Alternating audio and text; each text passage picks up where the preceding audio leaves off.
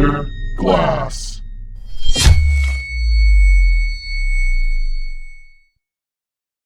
Ayo, what's going on everybody? It's your boy Grandmaster, back at you for another video. And in this one, we're going to be unboxing some of my own artwork, chain number 3 that I have made for Banana Kush 365. But before we get this video started, make sure you smash that subscribe button. We're going to grow this channel together. Just so you know, it's not going to only be just glass on my channel. I'm going to be doing a lot of different things that I've been thinking about. I'm into technology, I'm passionate about video editing, so I'm going to be incorporating a lot of things into my videos. As well, I've been thinking about doing something along the lines of market watches, just showcasing other people's artwork and having an open discussion about it, because I like to have a forum in a video format to just discuss pricings and different styles of artwork and what there is available out there. So if that's something you're interested in, make sure you definitely subscribe to my channel. So I'm gonna get right into this unboxing for you guys. Like I said in the last one, I've started including these travel cases. It makes me feel so much more secure about shipping, and when the customer has it, they don't always have to have a safe spot to put it. They can just put it back in the case and be worry free. So like I said, this is the third chain I've made, and this one is actually UV, the first full UV chain that I've made.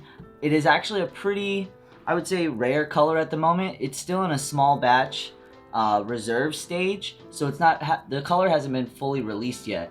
So when these color companies start making new colors, they release them in experimental forms or small batch forms. So this color is actually called GlowStick, and it goes from an opaque white to a very, very bright UV pink.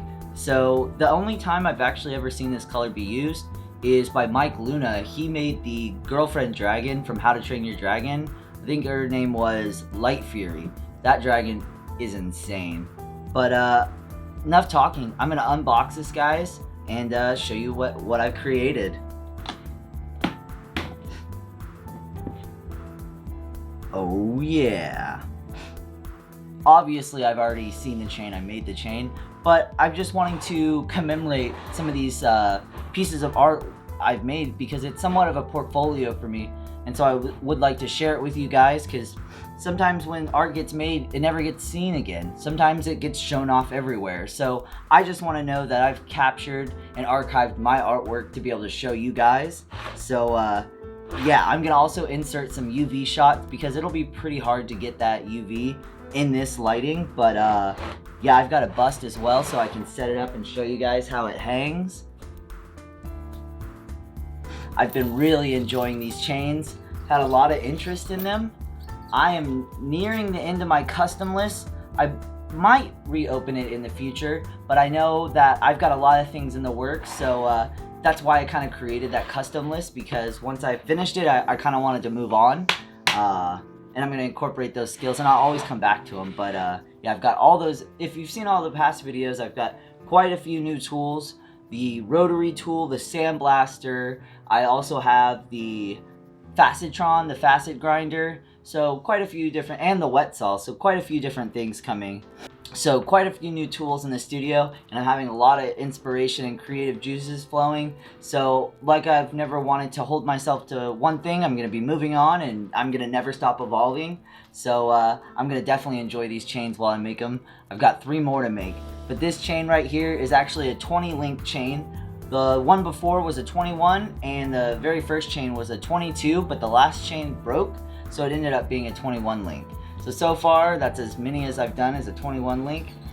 It's convenient because I don't close the ends of my chains. I leave them open, and I do an actual bail, like a necklace. So if you did want to have it form fitting, you can, or if you wanted to chop off a couple links, or just how my first chain, the very end link broke, and they were able to just reattach the bail. So something like that, it's got a few advantages to it, and I hadn't seen it be made like that, so that's something that definitely sets my chains apart from other ones that I've seen. And no one person owns the idea of a glass chain, but some people are way better at making them than me, and people have made their whole career around that. So it has taught me a lot, and that's one of the other things. When I bounce around from different ideas, it teaches me a lot for that one specific art form or that one specific technique, because it takes lifetimes sometimes to actually master a craft. And you can go from one, or actually master that technique, because you can go from one color to another and it's going to react completely different and move, and the workability, whether it's in the kiln or while it's hot, it's going to be completely different. So you actually have to become more familiar with other kinds of glass and as it works, because you can make this chain in the same color for 5 years, and then the second you use a different color, it's like a completely different story. So that's one of the other huge that's also one of the other huge challenges with glass, is knowing your actual medium, because it's not quite as simple. It can be, but it's not quite as simple as going from a paintbrush from a red to and washing your brush and going to a blue, because there's different minerals and properties that go into each color and how they work. I know on this color, if you worked it too much, you would lose some of the opaqueness, and it would actually go more translucent. And that's why it's also in the reserve stage, because the companies are working out different techniques and different formulas for the colors and how they're made. So just that whole process interests me, and it keeps me on my toes and keeps me thinking.